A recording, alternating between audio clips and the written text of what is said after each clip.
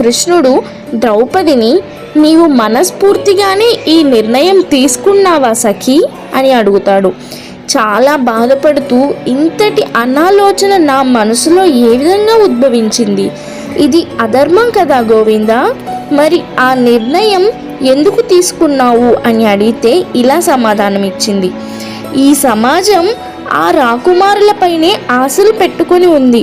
సమాజంలో అందరినీ నేను ఏ విధంగా నిరాశపరచగలను?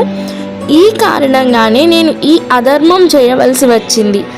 ఇందరి శ్రేయస్సు గురించి ఆలోచించి నువ్వు ఈ నిర్ణయం తీసుకున్నావు ద్రౌపది, ఇంక ఇది అధర్మం ఎలా అవుతుంది అని అంటాడు. ద్రౌపది ఇది ధర్మమేనా అని అడుగగా కృష్ణుడు, ఖచ్చితంగా కాదు, ధర్మం అని చెప్పి లోకంలోని స్త్రీలకు అన్యాయం చెయ్యలేను.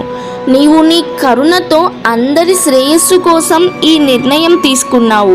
నీవు అధర్మాన్ని ఆమోదకరమైన ధర్మంగా మార్చావు ద్రౌపది, ఇది నీకు మాత్రమే ధర్మం అని అంటాడు.